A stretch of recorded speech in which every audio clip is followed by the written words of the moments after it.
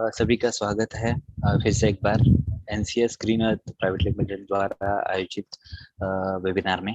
आज का विषय है क्या करें कि आपकी मिर्ची और टमाटर बीमार ही ना हो। इसके बारे में हमें आज मार्गदर्शन करने वापस आ गए हैं श्री प्रदीप गुप्ता सर। प्रदीप गुप्ता सर, मैं आपको निवेदन करता हूँ सर, आपका मौल्यवान ये मार्गदर्शन शुरू करें।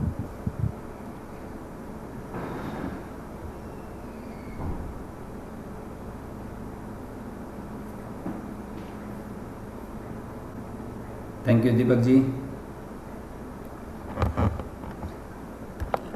सभी का किसान नेटवर्क के और इस वेबिनार में NCS green earth doctor green advisory की तरफ से सभी का बहुत बहुत स्वागत। आज हमारे जो चर्चा का विषय है वो है कि क्या करें कि आपकी मिर्ची और टमाटर इसके पौधे बीमार ही न हो। देखिए, अगर आपके जेब में पैसे हैं तो आप क्या पसंद करेंगे? बीमार होकर दवाई खाना, या इतना अच्छा भोजन करें, इतना अच्छा और क्या कहते हैं उसको, पोषक तत्वों से भरपूर भोजन करें कि आप बीमार ही ना हो। तो निश्चित रूप से आप यही चाहेंगे कि हम ऐसा अच्छा भोजन करें कि हम बीमार ही ना हो। इसलिए कहावत भी है कि prevention is better than cure. बीमार होने से परहेज करना अच्छा। तो मैं इस पैथी में विश्वास रखता हूं कि आप बीमार ही न हो। जैसे अगर अभी का एग्जाम्पल लेंगे, अगर जो करंट सिचुएशन से अगर हम जिस दौर से हम गुजर रहे हैं अगर उसको देखेंगे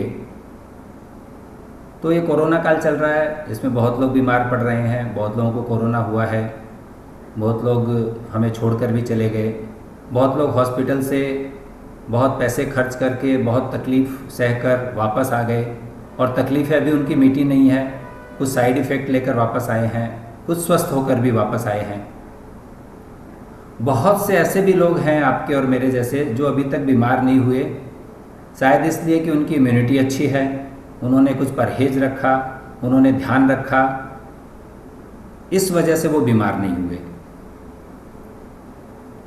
ठीक यही बात आपकी फसलों पे भी लागू होती है कि आपको पता है कि ये फसल जो मैंने लगाई है, चाहे वो टमाटर हो, मिर्ची हो या कोई भी फसल हो, ये बड़ी हो रही है, इसमें पत्ते बाढ़ रहे हैं, इसमें टहनियाँ आ रही है, इसमें ब्रांचिंग हो रही है, इसमें फूल आ रहे हैं, इसमें फल आएंगे। तो जैसे जैसे पौधे का विकास होगा वैसे वैसे नई नई तरह की अलग अलग समय पे अलग अलग तरह की बीमारियां तो आएगी। मनुष्यों के साथ भी होता है, बच्चा पैदा होता है तो अलग तरह की बीमारियां घेरती है, थोड़ा बड़ा होता है तो और अलग तरह की, और ज़्यादा उम्र जार हो जाता है 30, 40, 50 साल में तो अलग तरह की बीमारियां लड़ती है। और ये सिलसिला तो ज़िंदगी भर चलने ही वाला है। ज़रूरत है कि हमें ऐसे उपाय करना, इस प्रकार का परहेज करना कि ये सारी बीमारियां हमारे ऊपर हावी न हो, और अगर आई भी तो हल्के से छू कर निकल गई और हम वैसे ही स्वस्थ बने रहे। तो वैसे ही फसलों के बारे में भी है। तो टमाटर और मिर्ची ये दोनों ही साल भर चलने वाली और भरपूर पैदावार देने वाली फसलें हैं। अगर आप इसका जो डेटा देखेंगे तो टमाटर और मिर्ची दोनों ही, उसमें टमाटर तो लगभग 30 से लेके 50 मेट्रिक टन पर एकड़ इतना उत्पादन दे सकता है। लोग लेने वाले लेते भी हैं।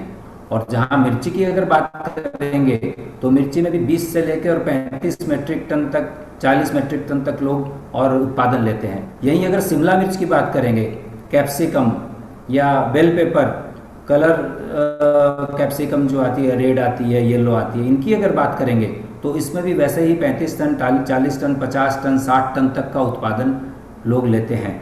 कंट्रोल्ड वेदर में ज़्यादा, poly houses, green net houses में ज़्यादा अच्छा उत्पादन आता है क्योंकि वहाँ पर काफ़ी मौसम को, बीमारियों को आप कंट्रोल कर सकते हैं। तो दोनों ही हाई यील्डिंग क्रॉप है, दोनों ही भरपूर अच्छी पैदावार और अच्छा मुनाफा देने वाली और फसलें हैं। बस ज़रूरत इस बात की है कि आप कितनी अच्छी तरह इन फसलों को लेते हैं और कितना मुनाफा, कितना प्रॉफिट आप ले सकते हैं, ये आप पर निर्भर करता है। अब आते हैं कि इसकी शुरुआत कैसे करें। अभी का जो समय चल रहा है उसमें टमाटर और मिर्ची दोनों लगाने के लिए बहुत अच्छा मौसम है। जनरली टमाटर और मिर्ची दोनों के लिए जो अगर टेम्परेचर की बात करेंगे तो 5 डिग्री से लेकर 30-35 डिग्री तक का जो टेम्परेचर रहता है वो अच्छा रहता है। स्पेशली अगर टमाटर की बात करेंगे तो 30 डिग्री के नीचे 15 से 25 डिग्री का जो टेम्परेचर है ये बेस्ट माना जाता है। इसमें टमाटर बहुत बढ़िया और फलता है, बहुत अच्छे फ्रूट्स बनते हैं और बीमारियां भी इस समय इसमें कम आती है। लेकिन अपने यहाँ पर हिंदुस्तान में अलग अलग प्रदेशों में एक ही समय अलग अलग प्रकार का मौसम रहता है। कहीं उस समय 10 डिग्री टेम्परेचर रहता है तो कहीं उस समय 25 डिग्री भी रहता है। और अपने यहाँ पर तो विविधताएं हैं, इसमें सभी तरह की और क्लाइमेटिक कंडीशन में और हम फसल लेते रहते हैं। हम 40 डिग्री टेम्परेचर में भी फसलें लेते हैं और हम 5 डिग्री में भी लेते हैं। शुरुआत में ज़मीन की तैयारी अच्छी प्रकार से इस प्रकार करें कि जो मट्टी है, जो टॉप लेयर है, वो एकदम से भुरभुरी पाउडरी ऐसी हो जाए जिससे कि आप बेड आसानी से बना सकें और जिसमें जड़ों का अच्छा विकास हो। तो 2-3 आड़ी और खड़ी जिसको हम कहते हैं, ऐसी जुताई प्लाउइंग ऐसा करना चाहिए और ज़मीन को समतल बनाना चाहिए। कंपोस्ट ये एक बहुत अहम मुद्दा है खेती के लिए। केवल रासायनिक फर्टिलाइज़र डालते डालते हम आज इस स्थिति में आ गए कि हमारी ज़मीन सख्त हो गई है और जब जो कभी हम हल बैल से 9 इंच ज़मीन तक खोद लेते थे, आज 60-70 HP के ट्रैक्टर से भी 6 इंच से ज़्यादा नीचे गहराई जुताई नहीं कर सकते। तो ज़मीन की हालत हमने बहुत बदतर कर दी है और इस पर ज़्यादा अत्याचार न करें। इसलिए अब समय आ गया है कि आप कंपोस्ट अधिक से अधिक मात्रा में डालें, चाहे वो फिर गोबर की कंपोस्ट हो या फार्म यार्ड मैन्योर हो, यानी खेत के जो अवशेष बचते हैं उनको अच्छी प्रकार कंपोस्ट करके। कंपोस्ट करने के लिए बहुत ही साधारण सा तरीका है, मैंने बार बार उसके ऊपर कहा है, कई वीडियोस भी मैंने उस पर बनाए हैं। डॉक्टर ग्रीन एडवाइजरी पे जाके आप वो वीडियोस फॉलो कर सकते हैं कि क्विक ब्रेक के माध्यम से केवल 30 दिनों में आप गोबर को बहुत अच्छा डिकम्पोज कर सकते हैं, जिसमें गोबर उसकी स्मेल चली जाएगी, उसकी सारी जो मीथेन गैस निकल जाएगी, उसके अंदर के जितने भी हार्मफुल पैथोजन हैं, जीवाणु है, वो ख़त्म हो जाएंगे। वीड जितने हैं, वीड सीड, वो चले जाएंगे और चाय पत्ती की तरह भुरभुरी काली और हल्की कंपोस्ट तैयार हो जाएगी।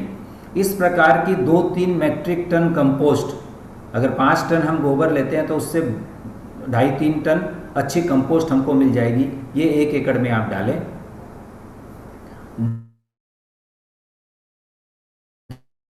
डालने के बाद में इस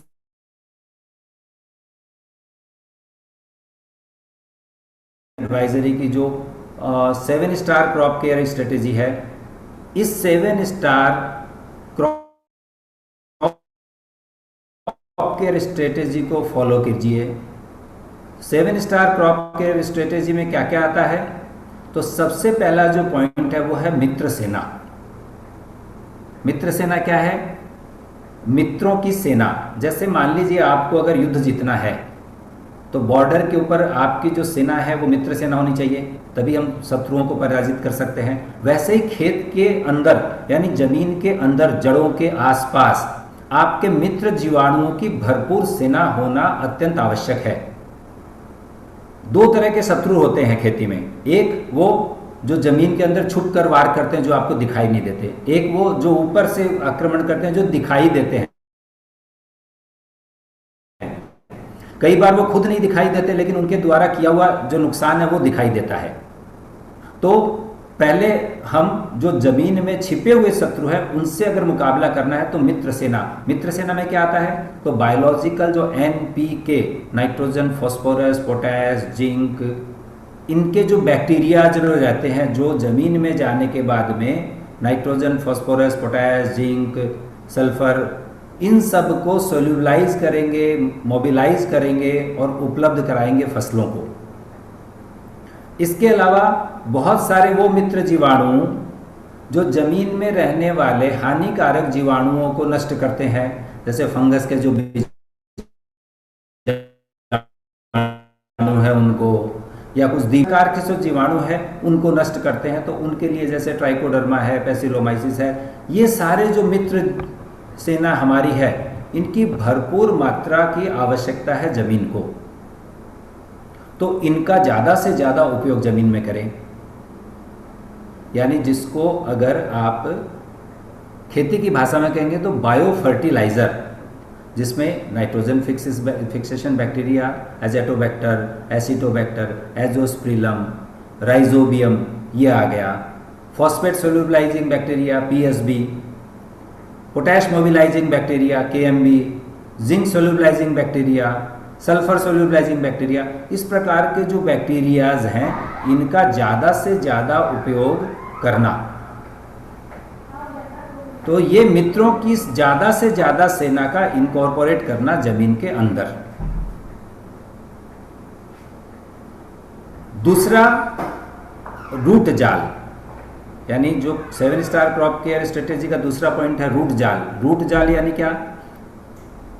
पौधे की रूट जितनी ज़्यादा गहरी मजबूत होगी उतना ज़्यादा पौधा ऊपर विकास करेगा और उतना ज़्यादा स्वस्थ रहेगा। जैसे हम मनुष्य के लिए कहते हैं ना कि जल ही जीवन है, वैसे पौधे के लिए अगर बात करेंगे तो जड़ ही जीवन है। अगर जड़ नहीं है तो पौधा आपको वो परफॉर्मेंस नहीं दे पाएगा जो आप चाहते हैं। तो जड़ें भरपूर होनी चाहिए, जड़ें गहरी होनी चाहिए, जिससे पौधा बहुत मजबूती से ज़मीन पे खड़ा रहेगा, भरपूर उसका विकास होगा और उसकी इम्यूनिटी, उसकी रोग प्रतिरोधक क्षमता, चाहे वो बायोटिक स्ट्रेस हो चाहे अबायोटिक हो, यानी चाहे वो ज़मीन के माध्यम से, जीवाणुओं के माध्यम से कोई उसको कष्ट हो रहा हो या स्ट्रेस आ रहा हो, या बाहर मौसम की वजह से हो रहा हो, किसी भी प्रकार का, या किसी केमिकल के प्रभाव से हो रहा हो, इस प्रकार के सारे तनावों से लड़ने की क्षमता वो पैदा करता है पौधे के अंदर, अगर हमने वैम यानी आर जाल अगर ज़मीन में डाला। 2 से 3 किलो की मात्रा इसके लिए आवश्यक है, पर्याप्त है। अगर ज़मीन बहुत हल्की है, बलुई मिट्टी है यानी सैंडी सॉइल है, तो आप 4 किलो तक, 5 किलो तक डाल सकते हैं, अन्यथा 2 से 3 किलो भी पर्याप्त रहती है। तो ये आप ज़मीन में अवश्य डालें। इसके अलावा प्रोम, फॉस्फेट रिच ऑर्गेनिक मैन्योर, आपने अभी तक फॉस्फेटिक फर्टिलाइजर के लिए बहुत सारे रासायनिक डाले होंगे, आगे भी आप डालेंगे, लेकिन आप प्रोम को अगर ज़मीन में डालते हैं, प्रोम जो है ये सरकार के द्वारा मान्यता प्राप्त और फॉस्फेट है जो डीएपी और एसएसपी को रिप्लेस कर सकता है। इसके अंदर में 10.42% P2O5 रहता है, कुछ ऑर्गेनिक एसिड्स रहते हैं, इसके अंदर में फॉस्फेट सोल्यूबलाइजिंग बैक्टीरिया रहता है। ये अगर आप ज़मीन में डाल देते हैं, कितना डालना है? तो जितने रुपए का आप फॉस्फेटिक केमिकल फर्टिलाइज़र डालते हैं, मान लीजिए कि अगर आप 2 बैग उसमें डीएपी डाल रहे हैं और 2 बैग डीएपी की कीमत 3000 रुपये है, तो 3000 रुपये का यही डालना है आपको। इससे आपके क्या फ़ायदे होंगे? एक तो ज़मीन में जो रहने वाले जो जीवाणु है वो ज़्यादा सक्रिय होंगे, मित्र जो सेना है उसको भी भोजन के रूप में कुछ आप अलग से देके उनकी संख्या और बढ़ाने में मदद करेंगे। पुराना जो फॉस्फेट पड़ा हुआ है ज़मीन में जो अनसोल्यूबलाइज है उसको भी, और माइकोराइजा यानी वैम और ये प्रोम दोनों मिलकर उसको भी उपलब्ध स्वरूप में बढ़ाएंगे, तो आपकी फसल बेहतरीन तरीके से बढ़ेगी। और एक इसका फ़ायदा ये होगा कि जैसे ही हम रासायनिक खाद, केमिकल फर्टिलाइज़र डालते हैं, तो हमने देखा है कि तुरंत सकिंग पेस्ट का अटैक बढ़ जाता है। थ्रिप्स का, माइट्स का, वाइट फ्लाई, जैसिड्स, एफिड, इस प्रकार जो रस चूसने वाले जो कीड़े हैं उनका प्रकोप बढ़ जाता है। आप अगर प्रोम यूज़ करेंगे तो ये प्रॉब्लम आपके नाम मात्र की भी नहीं आएगी। तो मित्र सेना के बाद रूट जाल। रूट जाल का एक और भी महत्व समझिए। कई बार क्या होता है, जैसे आपने विशेषकर जहाँ पर पानी की कमी है या जो ज़्यादातर खाली बारिश पर निर्भर करते हैं उनके लिए, वैसे अभी जो चलने वाली फसलें वही लगाएंगे जिनके पास पानी है। कई बार अगर हुआ कि आपके पास पानी है लेकिन आपकी मोटर खराब हो गई, पंप खराब हो गया, 3 दिन 4 दिन 5 दिन तक आपका ट्रांसफार्मर चला गया, किसी प्रकार से बिजली नहीं आ रही है जिससे कि आपका पंप चले, ऐसे में पौधा तनाव में आता है। लेकिन अगर आपने आरजाल डाला हुआ है तो जो तनाव पौधे को 5 दिन में इफेक्ट करेगा, आरजाल अगर रहा तो वो 7-8 दिन तक भी स्वाभाविक और नॉर्मल रखेगा पौधे को। तो तनाव से पौधे की रक्षा करता है। तो मित्र सेना और रूट जाल ये दोनों बहुत ही महत्वपूर्ण और अंग हैं अच्छी फसल लेने के लिए। तो मिर्ची और टमाटर वैसे भी बहुत ही संवेदनशील और बहुत ही सेंसिटिव क्रॉप है, तो भरपूर मात्रा में इस प्रकार की फर्टिलाइजर दें जो बहुत आसानी से वो ग्रहण कर ले और भरपूर उत्पादन दे सके। अब आपने अगर पौधा जमीन पे लगाया है, आपने नर्सरी से पौधा लगा दिया, नीचे मित्रों की सेना भी दे दी, आपने रूट जाल भी और दे दिया, लेकिन बावजूद आपने क्या किया, जो अदृश्य शत्रु थे जो दिख नहीं रहे थे उनका तो इलाज कर दिया, लेकिन जो हवा में, वातावरण में, आजू बाजू के पेड़ों पे रहने वाले जो जीव हैं और जो आपके शत्रु हैं उनको भी तो रोकना आवश्यक है।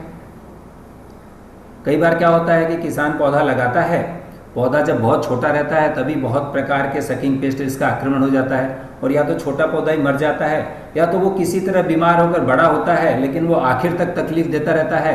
तो न तो प्रोडक्टिविटी आती उसमें, न अच्छा उत्पादन मिलता और किसान को नुकसान होता है, और एक समय तो ऐसा आता है कि किसान फसल ही छोड़ देता है।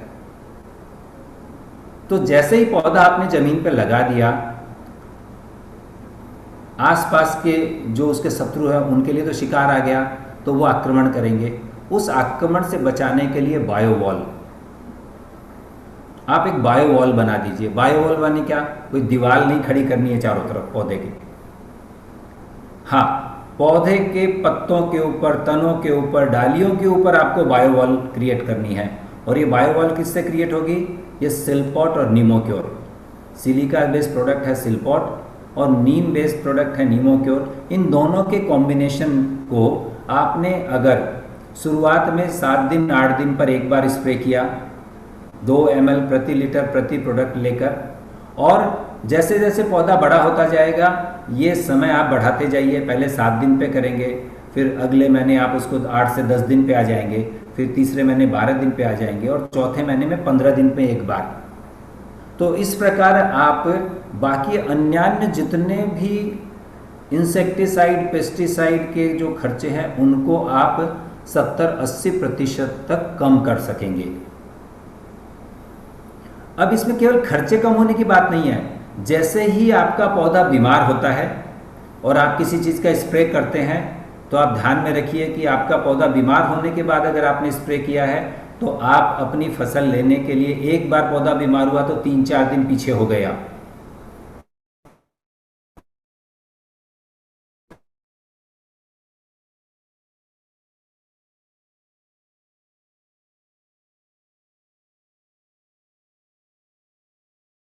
मेरी एक दिन की मेरी जो सैलरी है वो मुझे नहीं मिलेगी क्योंकि मैं बीमार था। मैंने उस दिन काम ही नहीं,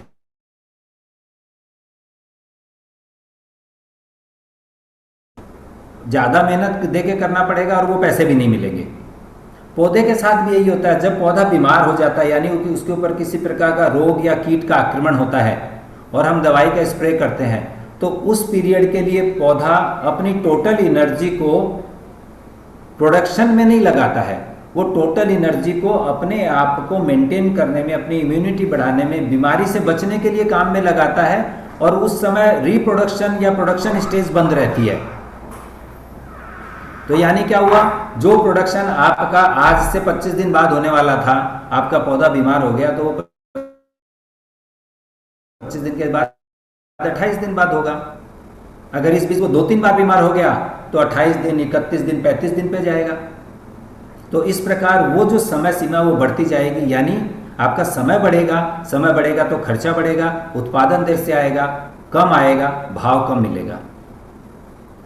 इसलिए पौधे को बीमार ही नहीं होने देना, और उसके लिए ये है, उसके लिए सुरक्षा चक्र है बायोवॉल, सिल्पॉट, नीमोक्योर, ग्रीनवेट। इसका स्प्रे आप शुरुआत में 7 दिन पर, फिर 10 दिन पर और बाद में 15 दिनों पर लगातार करते रहें।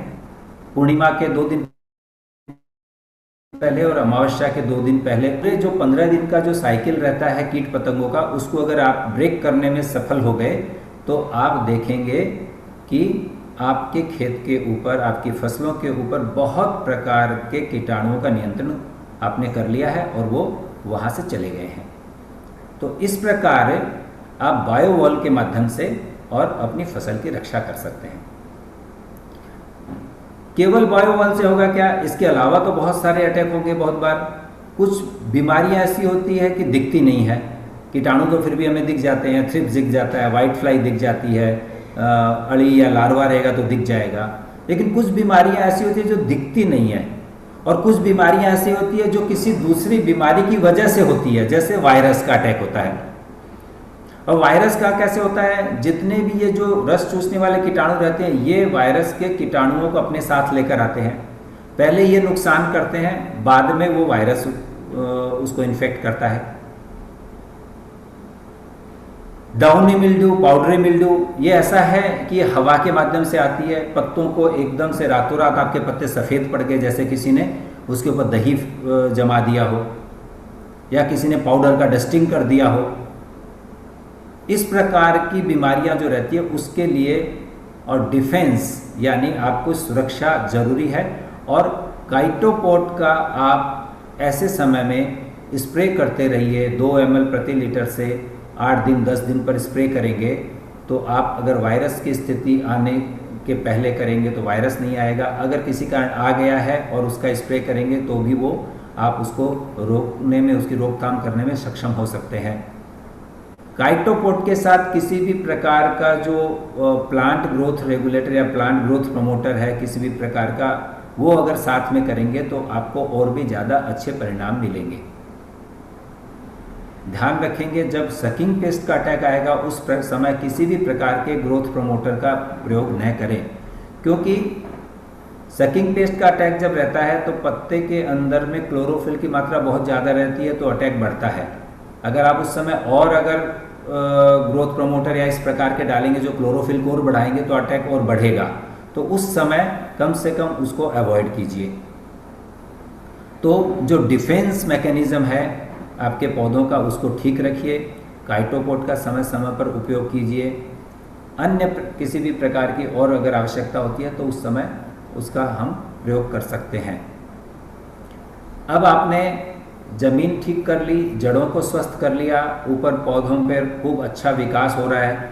कई बार क्या होता है, हम देखते हैं कि पौधा लगा तो दिया, नीचे अच्छी मात्रा में हमने भरपूर खाद भी डाली है, लेकिन कुछ तो ऐसी गड़बड़ हुई है जिसकी वजह से पौधे में उठाव नहीं आ रहा है, वो ग्रोथ नहीं आ रही जो हमें चाहिए।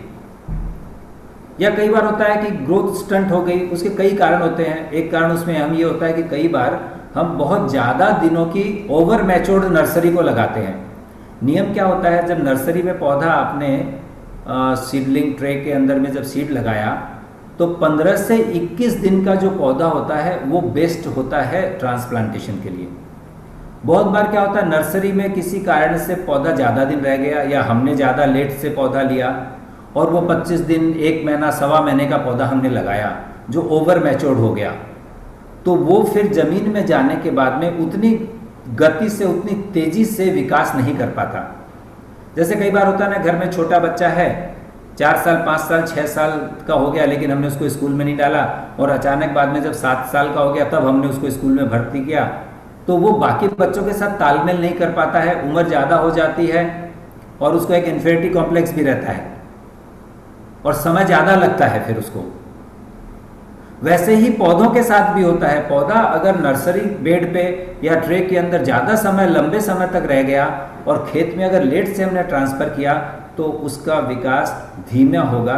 ऐसे समय में ग्रीन फ्लश गोल्ड, इनका आप स्प्रे कर दीजिए, इनकी आप ड्रेंचिंग कर दीजिए। तो एक बार स्प्रे और एक बार ड्रेंचिंग अगर कर दी आपने तो फास्ट ग्रोथ शुरू हो जाएगी, ब्रांचिंग शुरू हो जाएगी पौधे की और पौधा आपका चल पड़ेगा।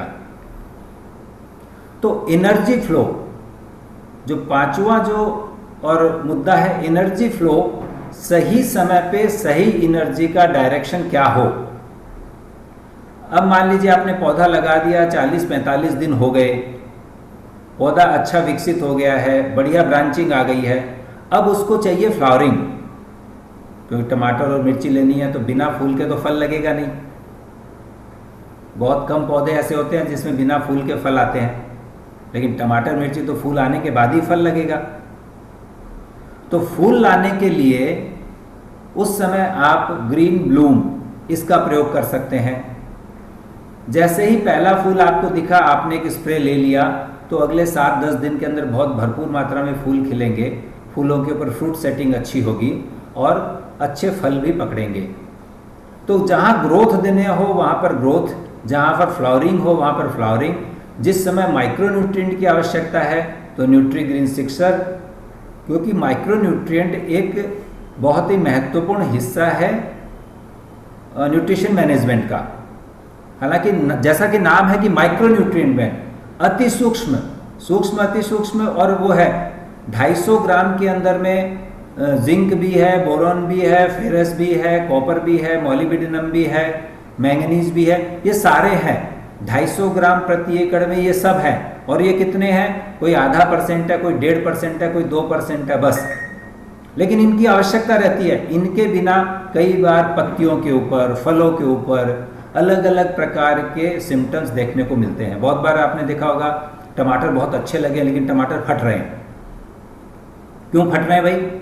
हमने तो नीचे इतना भरपूर सारी और खाद डाली है, सिल्पोट निमोक्योर भी किया, ये भी किया, वो भी किया, सब किया, लेकिन फिर भी फल क्यों तड़क रहे हैं? क्योंकि बोरोन की डिफिशियंसी है। अगर बोरोन की डिफिशियंसी रहेगी तो फल तड़केंगे। कई बार ये होता है कि फल तो अच्छे बन रहे हैं लेकिन बीज नहीं बन रहे हैं, और बीज नहीं बन रहे इसलिए फल में शायद टेस्ट नहीं आ रहा, उसकी लाइफ कम हो रही है क्योंकि जिंक की कमी है। तो ऐसे ये जो सूक्ष्म पोषक तत्व है इनका भी उतना ही महत्व है जितना प्राइमरी का। जैसे प्राइमरी में आपके नाइट्रोजन, फास्फोरस, पोटास आ गया, सेकेंडरी में कैल्शियम, मैग्नीशियम, सल्फर आ गया, वैसे ही ये जो माइक्रो है इनका भी उतना ही महत्व है। तो इनको भी आप एक क्रॉप साइकिल में, टमाटर में, मिर्ची में, पहली फसल जब आप पहला क्रॉप निकाल लेते हैं, जैसे आपने लगाने के बाद में और 65-70 दिन में पहली फसल निकाल ली, 2-3 तोड़े होने के बाद में करीब 100-125 दिन के आसपास एक बार माइक्रोन्यूट्रिएंट का स्प्रे अवश्य कर देना चाहिए। और उसके बाद में हर 1 महीने के बाद एक बार अगर माइक्रोन्यूट्रिएंट का स्प्रे करते हैं तो फलों की क्वालिटी, उनका देखने के अंदर उसका जो क्या कहते हैं उसकी सुंदरता, उसकी सेल्फ लाइफ, ये भी और अच्छी प्रकार बनी रहेगी। तो एनर्जी फ्लो को सही समय पे सही दिशा में मोड़ना बहुत आवश्यक है। लगातार जब आप 5-6-7 बार जब आपने हार्वेस्टिंग कर लिया तो एकदम से एक बार डाउनफॉल आता है, उस समय फूल भी कम हो जाते हैं, फल भी आपने तोड़ लिए, कुछ पुराने पत्ते भी झड़ गए, कुछ पीलापन भी आ गया, तो उस समय लगेगा कि क्या खत्म हो गई फसल? नहीं, ऐसा नहीं है। पौधा पिछले और 3 महीने 4 महीने से लगातार आपको और उत्पादन कर रहा था। वो पहले खुद को उसने बड़ा किया, फूल लिया, फल दिए, अब उसका एक 15 दिन 20 दिन का हल्का एक रेस्ट पीरियड आता है जिस समय उसको फिर से ज़्यादा एनर्जी की ज़रूरत है। ऐसे समय में जो एनर्जी का फ्लो उसका घट गया है उसको फिर से दे। 2.5-3 महीने के बाद फिर से एक फर्टिलाइजर का डोज, फिर से ऊपर से एक उसको न्यूट्रिएंट का डोज, फिर से ग्रोथ का डोज, ऐसा दे के फिर से उसको किया तो अगले 15-20 दिन में फिर से पौधा तैयार हो जाएगा और फिर से भरपूर और फूल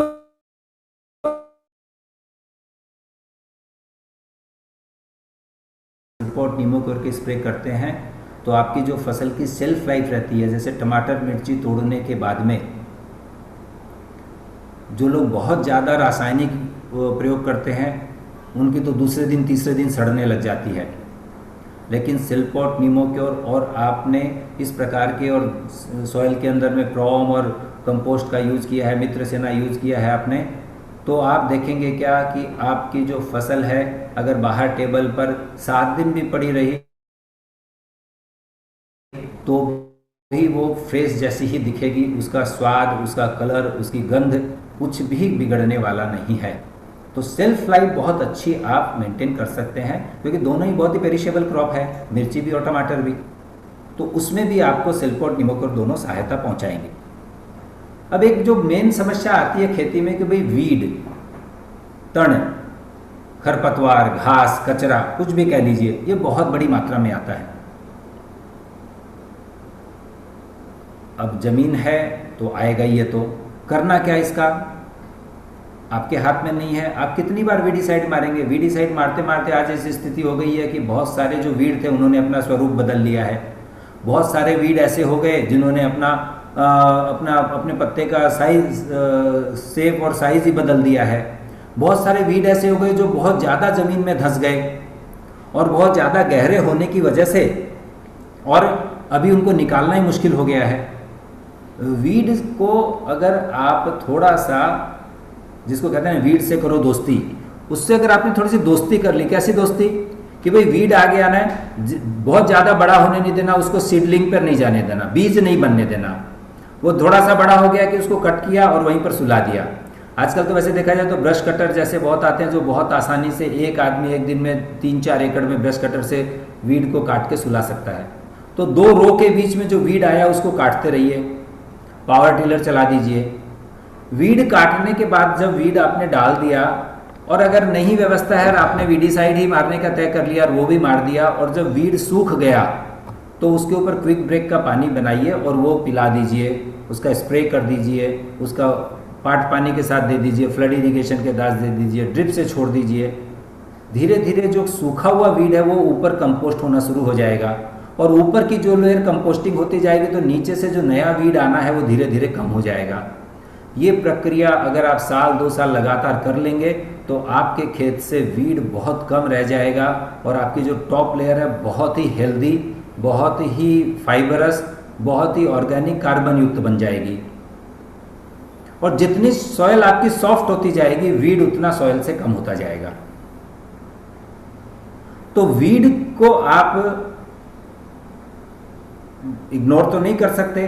काटने के बाद में अगर खेत में नहीं रखना है तो उसको बाहर निकाल के कंपोस्ट कीजिए। उसके लिए क्विक ब्रेक आपके पास में है। वीड को काट लीजिए, 5-7 दिन सुखा लीजिए, उसकी लेयरिंग कीजिए, क्विक ब्रेक का पानी डाल दीजिए। ये प्रक्रियाएं आपको लगातार करते रहना पड़ेगा। हम क्या करते हैं, वीडिंग डीवीडिंग करते हैं, निंदन करते हैं और कचरा वहीं पर पास में धूरे के ऊपर छोड़ देते हैं। फिर से वो वहीं उगता है, वहीं उसमें बाकी सारे सकिंग पेस्ट के और वो सब कॉलोनियाँ बनती है और वो सारी हमारी फसलों पर आती है। तो वीड को बिल्कुल भी इग्नोर न करें, उसको बराबर उसका इंतजाम करें तो आपके लिए वो दोस्त का काम करेगा, न कि आपके लिए दुश्मन का।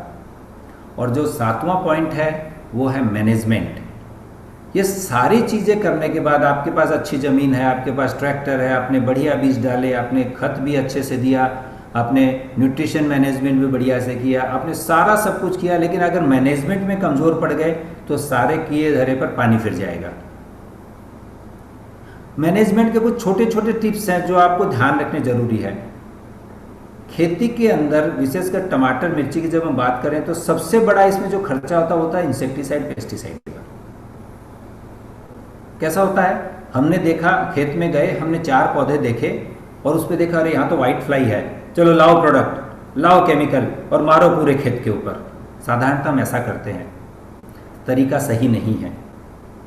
मान लीजिए कि आपके मोहल्ले में और 200 लोग रहते हैं और 2 लोगों को कोरोना हो गया, तो क्या 200 लोगों को आप हॉस्पिटलाइज कर दोगे? 200 लोगों को आप क्या कहते हैं हॉस्पिटल में भर्ती कर दोगे इलाज के लिए? नहीं ना। आप 2 को इलाज के लिए भर्ती करोगे, उसके आसपास के जो 4-5-7-10 लोग थे उनकी फैमिली को, उनको क्वारंटाइन करोगे और बाकी को सावधानी बरतने के लिए कहोगे। खेत में भी आप देखिए कि अगर आपके पास में 2 एकड़ में 1 एकड़ में मिर्ची लगी है, आपने 7,000, 8,000, 10,000 पौधे लगाए हैं, हो सकता है कि 12 नंबर की रो में और ये पर्टिकुलर 3 फुट, 4 फुट, 5 फुट के एरिया में यहाँ पर ये पौधे बीमार दिख रहे हैं और ऐसे 2-3 जगह दिख रहे हैं, तो पूरे खेत पर मत जाइए।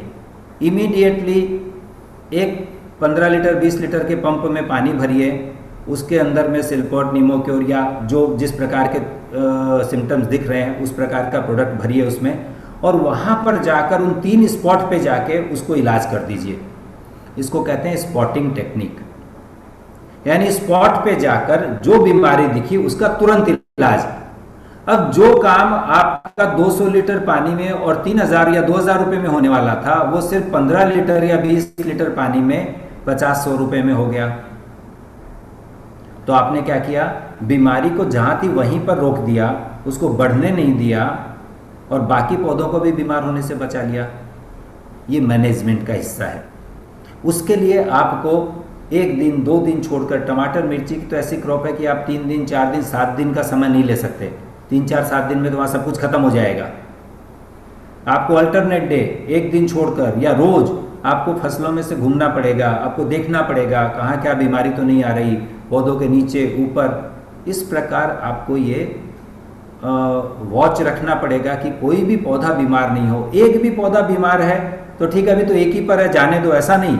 अभी आज एक है, रात को ये 100 हो जाएगा और कल 1000 होगा या 5000 में बदल जाएगा, आपको पता भी नहीं चलेगा। एक पौधा भी अगर बीमार दिखा तो उसी समय उसका इलाज करना। इस स्पॉटिंग टेक्निक से आप देखेंगे क्या कि आप बहुत सारे पैसे भी बचाएंगे, फसल को भी बचाएंगे और आपका जो कॉस्ट पर एकड़ जो आ रहा है वो बहुत कम हो जाएगा। इसके अलावा हमने आधुनिक ड्रिप लगा दी। ड्रिप लगाए हमें 3 साल हो गया, लेकिन आज तक हमने ये नहीं देखा कि हमारी ड्रिप से, एक ड्रिपर से 4 लीटर पर आवर का जो डिस्चार्ज है वो कितना है। क्या वो 4 लीटर है, क्या वो 3 लीटर है, क्या वो 2 लीटर आ रहा है, वो कितना आ रहा है नहीं पता, क्योंकि हमने तो लगा दिया। तो हर 3 महीने पर एक बार कहीं भी खेत में जाकर, किसी भी 2 पॉइंट के ऊपर जाकर, वहाँ पर एक टब वगैरह या कुछ एक बर्तन रखकर 15 मिनट घड़ी से देख लीजिए कि 4 लीटर प्रति घंटे की हिसाब से डिस्चार्ज है, तो 15 मिनट में 1 लीटर डिस्चार्ज वहाँ से हो रहा है कि नहीं। अगर मान लीजिए वहाँ से 1 लीटर डिस्चार्ज हो रहा है तो बहुत अच्छी बात है। नहीं अगर हो रहा है, 600 ml हुआ है, 700 हुआ है, 500 ml हुआ है, इसका मतलब है कि आप जितनी देर पानी दे रहे हैं, 4 घंटे प्रति लीटर प्रति ड्रिपर समझ के, उस हिसाब से पानी का डिस्चार्ज नहीं आ रहा है, तो आप पौधों को तनाव में डाल रहे हैं। करना क्या होगा, डिस्चार्ज अगर कम हो गया तो ड्रिप ऑन नाम का एक प्रोडक्ट है, 100 लीटर पानी में डालिए, आज पानी दे दीजिए, ड्रिप ऑन को वेंचुरी से छोड़ दीजिए, पंप बंद कर दीजिए, अगले 48 घंटे या 72 घंटे तक ड्रिप को बंद रखिए। 72 घंटे के बाद सारे जो भी और एंड्स है उनको खोलकर फ्लश आउट कीजिए, पानी को, पूरी गंदगी को निकालिए, फिर से बंद कीजिए और फिर से उसको चला दीजिए। और अब देखिए आप कि आपका डिस्चार्ज कितना आया। आप देखेंगे क्या कि आपका जो 500-600 ml डिस्चार्ज था वो 800, 850, 900 ml पे आ गया। यानी जो 2 लीटर पे था वो 3-3.5 लीटर प्रति घंटे।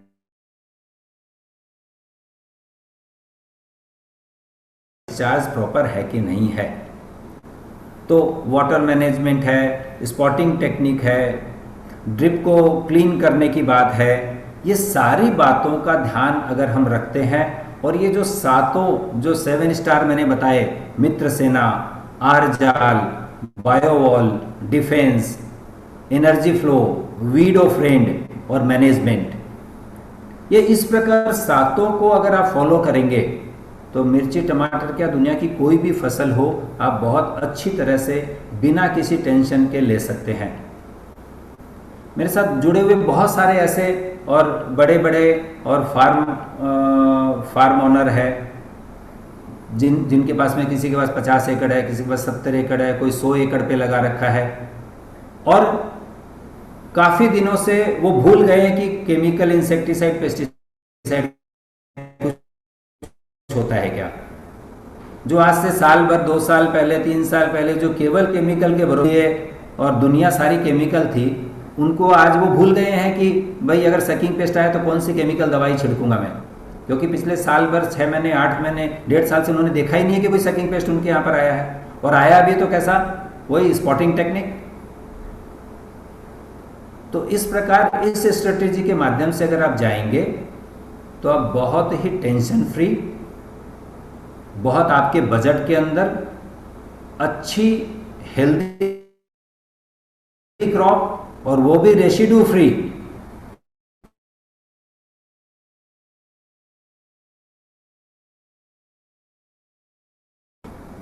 मैंने जितनी जो बातें बताई हैं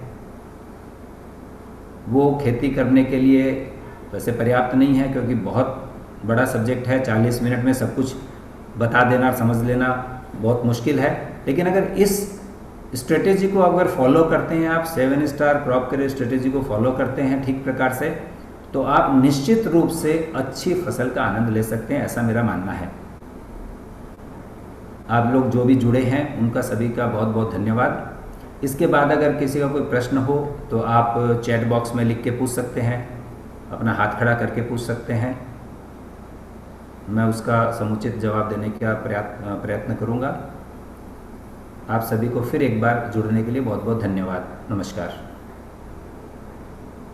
धन्यवाद सर। जी मैं सभी से फिर से एक बार निवेदन करना चाहता हूँ कि अब अगर आपके कोई प्रश्न है कृपया आप रेज हैंड कर सकते हैं, आपके सामने ऑप्शन है, या आप Q&A में आपके प्रश्न टाइप कर सकते हैं। यदि आपको बाद में भी प्रदीप गुप्ता जी से या उनके टीम से अगर बातचीत करनी है तो आपके सामने मैंने अभी एक नंबर शेयर किया है यहाँ पे 8390701007। इस पे आप कॉल करके उनसे बात कर सकते हैं, आपके प्रश्न शंकाएं पूछ सकते हैं।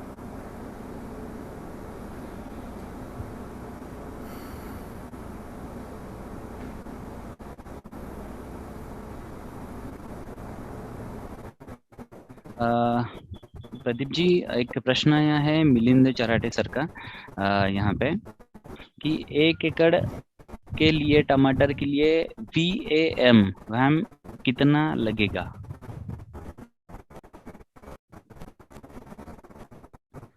प्रदीप जी आवाज आ रही है मेरी? हाँ, मेरी आवाज़ आ रही है? हाँ जी, हाँ जी। हाँ, 1 एकड़ के लिए, 1 एकड़ टमाटर के लिए अगर आपकी भारी ज़मीन है, जैसे ब्लैक कॉटन सॉयल है तो 3 kg सफिशिएंट है। अगर मुरूम टाइप की है तो आप 4 किलो तक ले सकते हैं। 3 से 4 किलो ये पर्याप्त है प्रति एकड़ के लिए। ओके, धन्यवाद सर। अभी किसी को कोई प्रश्न है तो प्लीज आप पूछिएगा।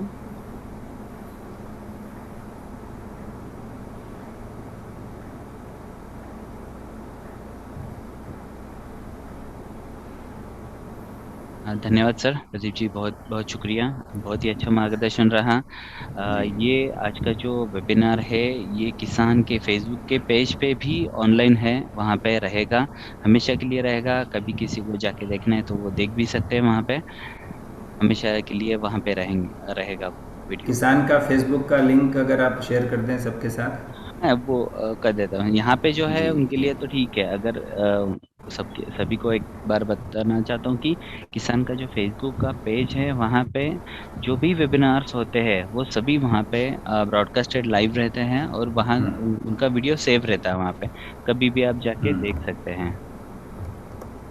धन्यवाद प्रदीप जी, फिर मिलेंगे। ओके, धन्यवाद। और एक नमस्कार। ठीक है, आपने आई थिंक उसका आंसर मैंने आंसर दे दिया है उसका। हाँ जी जी जी जी। ग्रो बैग में टमाटर के लिए वैम कितना लगेगा? आपका आंसर है 5 ग्राम पर बैग। 5 ग्राम पर बैग। हाँ। ओके सर, ठीक है जी, धन्यवाद, मिलते हैं फिर से। ठीक है जी, नमस्कार, थैंक यू।